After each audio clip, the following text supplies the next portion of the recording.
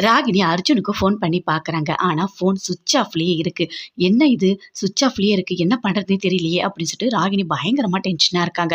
அப்போ அவங்க அக்கா கேட்குறாங்க, "என்ன ஆச்சு? என் தம்பி எங்க?" அப்படின்னு சொல்லிட்டு. "இல்ல இன்னும் ஃபோன் ஸ்விட்ச் ஆஃப்ல தான் இருக்கு. எங்க போனாருன்னே தெரியலையே" அப்படின்னு சொல்லிட்டு பயங்கரமா டென்ஷனா சொல்லிட்டு இருக்காங்க. அவங்க அம்மாவும் ஒரு மாரி ஃபீல் பண்ணிட்டு இருக்காங்க. அதுக்குள்ள வராங்க. அர்ஜுனோட மாமா வந்து சொல்றாரு, "ஐயோ! எங்க போனான்னே தெரியலையே. ஃபோன் வேற ஸ்விட்ச் ஆஃப்ல இருக்கு. இந்த டெண்டர் வேற போயிட்டுருக்கு. அதனால தான் அர்ஜுன் அங்க வரக்கூடாதுன்னு சொல்லிட்டு, அந்த தமிழ் கூட அர்ஜுன கடத்தி வச்சிருக்கலாம்." அப்படின்னு சொல்லிட்டு அர்ஜுனோட மாமா சொல்றாரு. அத கேட்டோனே ராகினி சொல்றாங்க, "அதெல்லாம் அண்ணன் அப்படிலாம் பண்ண மாட்டாரு." அப்படின்னு சொல்லிட்டு. "இல்ல, இல்ல. அவங்க பொண்டாட்டிக்காக எங்க 2 பேர கட்டி வச்சு அடிச்சான் அவன். அவன் கண்டிப்பா பண்ணுவான்." அப்படின்னு சொல்றாரு. இப்ப என்ன பண்றதுன்னு தெரியலையே. "ஐயோ! கடவுளே என் பையன எப்படியாவது காப்பாத்து." அப்படின்னு சொல்லிட்டு அர்ஜுனோட அம்மா பயங்கரமா அழுதுட்டு இருக்காங்க. "அழாதீங்க அத்த, கண்டிப்பா அவரு கிடைச்சிருவாரு." அப்படின்னு சொல்லிட்டு ராகினி பயங்கரமா ஃபீல் பண்ணிட்டு இருக்காங்க. "அந்த தமிழ தான் நம்ம போய் கேட்கணும். கண்டிப்பா அவன் வேலையா தான் இருக்கும்." அப்படின்னு அவங்க மாமா சொல்றாரு. "நீ போய் போலீஸ்ல ஒரு கம்ப்ளைண்ட் குடும்மா. கண்டிப்பா அவங்க விசாரிப்பாங்க." அப்படின்னு சொல்லிட்டு அர்ஜுனோட அம்மா, அக்கா 2 பேருமே சொல்றாங்க. "சரி நான் போறேன்." அப்படின்னு சொல்லிட்டு ராகினி அங்கருந்து போறாங்க.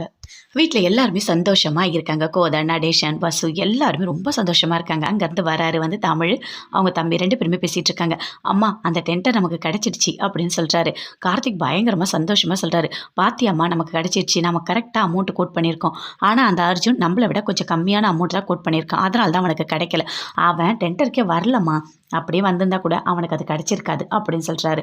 "அவனுக்கு நல்ல பேரே கிடையாது. அவன் குவாலிட்டி ரொம்ப கம்மியா பண்றான்." அப்படின்னு சொல்லிட்டு தமிழ், கார்த்திக் 2 பேருமே கோதை கிட்ட சொல்றாங்க. "சரி விடுங்க. நமக்கு கிடைக்கணும்னு இருக்கு. கிடைச்சிருச்சு. அது போதும்." அப்படின்னு சொல்றாங்க. அது மட்டும் இல்ல நடேசன் சொல்றாரு, "ரொம்ப சந்தோஷம்ப்பா. வேலை இல்லன்னு சொல்லிட்டு இருந்தேன். இப்ப வேலை கிடைச்சிடுச்சு.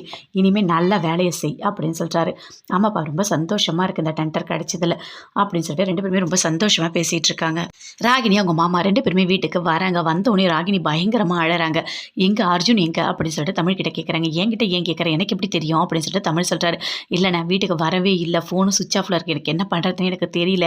எனக்கு ரொம்ப கஷ்டமா இருக்கு." அப்படின்னு சொல்லிட்டு ராகினி சொல்றாங்க. "இவன் தான் பண்ணியிருப்பான். இவன் தான் எல்லாமே பண்ணுவான்." அப்படின்னு சொல்லிட்டு அர்ஜுனோட மாமா சொல்றாரு. "நான் எதுவுமே பண்ணல." அப்படின்னு சொல்லிட்டு தமிழ் அர்ஜுனோட மாமாவ அடிக்கிறாரு. "அமைதியா இருங்க. இப்ப அவர காணோம். எனக்கு எவ்வளோ கஷ்டமா இருக்கு தெரியுமா?" அப்படின்னு சொல்றாங்க ராகினி. அதுக்கு கோதை சொல்றாங்க, "என்ன ஆச்சு? இன்னும் வரலையா? அவன் ஒரு ஃப்ராடுமா. அவன் வரமாட்டான். எங்கேயாவது போய் உட்காந்துட்டு இருந்திருப்பான். டெண்டர் கிடைக்கல." அப்படின்னு சொல்லிட்டு நடேசன் சொல்றாரு. "ஏன்பா இப்படிலாம் பேசிட்டு இருக்கீங்க?" அப்படின்னு சொல்லிட்டு ராகினி சொல்றாங்க. "எனக்கு அவர் இல்ல. நான் கண்டிப்பா உயிரோடவே இருக்க மாட்டேன்." அப்படின்னு சொல்றாங்க ராகினி. "ஐயோ! அப்படிலாம் எதுவுமே நடக்காது. நைட்டுக்குள்ள அவர் வந்துருவாரு. நீ போ." அப்படின்னு சொல்லிட்டு தமிழ், கோதை 2 பேருமே சொல்றாங்க. அங்கருந்து வீட்டுக்கு போறாங்க ராகினி. வீட்டுக்கு போனோனே அர்ஜுனோட அம்மா, அக்கா 2 பேருமே பயங்கரமா ஃபீல் பண்ணி அழறாங்க. "ஐயோ கடவுளே! என் பையன் நைட்டெல்லாம் வரலையே." அப்படின்னு சொல்லிட்டு நைட்டு ஃபுல்லாவும் வரவே இல்ல.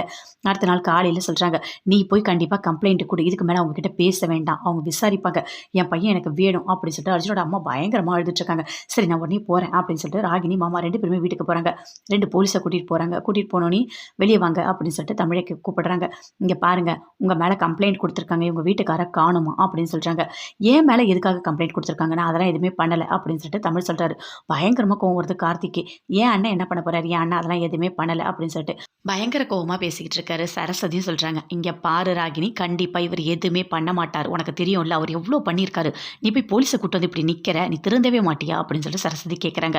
"இல்ல அண்ணா, கண்டிப்பா சொல்லு. என் வீட்டுக்கார நீ ஒளிச்சு வச்சிருக்கியா? டெண்டருக்காக ஒளிச்சு வச்சிருக்கியா? அனுப்பிடுண்ணே, வேண்டாண்ணே." அப்படின்னு சொல்றாங்க. ராகினி, "நான் அதெல்லாம் எதுவுமே பண்ணல. நீங்கவே எதுவும் தப்பா புரிஞ்சுக்காத. நான் அதெல்லாம் எதுவுமே பண்ணல. இங்க பாருண்ணே, எனக்கு என்ன பண்றதுன்னு தெரியல. கண்டிப்பா என் வீட்டுக்காரர் எனக்கு வேணும்." அப்படின்னு சொல்லிட்டு ராகினி சொல்றாங்க. அப்ப போலீஸ் சொல்றாங்க, "இங்க பாருங்க, அவங்க வீட்டுக்கார தேடி குடுத்துருங்க.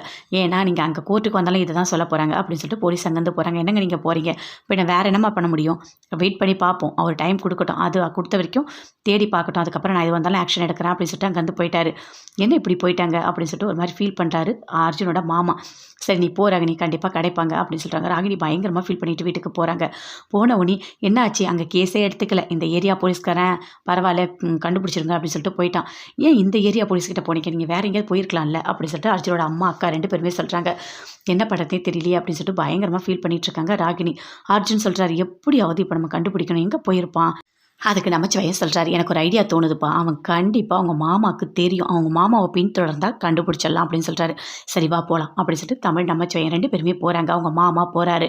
பின்னாடியே போறாங்க. பார்த்தா ஒரு ஹோட்டல்ல நிறுத்தி 2 வாட்டர் பாட்டில், சாப்பாடு எல்லாமே வாங்கிக்கிறாரு. "என்னப்பா இவன் பார்சல்லாம் வாங்கிட்டு போறான்? யாருக்கு வாங்கிட்டு போறான்?" அப்படின்னு சொல்லிட்டு, "சரி வா போய் பார்க்கலாம்." அப்படின்னு சொல்லிட்டு 2 பேருமே பைக்ல பின்னாடி போயிட்டே இருக்காங்க. முன்னாடி கார் ஓட்டிட்டே போறாரு அர்ஜுனோட மாமா. "கண்டிப்பா எங்கேயோ ஒளிஞ்சிருக்கான்ப்பா. அவன கண்டுபிடிச்சு ராகினி கிட்ட ஒப்படைச்சு தான் ஆகணும். இல்லைன்னா ரொம்ப கஷ்டமாயிடும்." அப்படின்னு சொல்லிட்டு நமச்சிவாயம் சொல்றாரு. சரி வா போலாம் அப்படின்னு சொல்லிட்டு தமிழ், நமச்சிவாயம் 2 பேருமே பின்னாடி ஃபாலோ பண்றாங்க.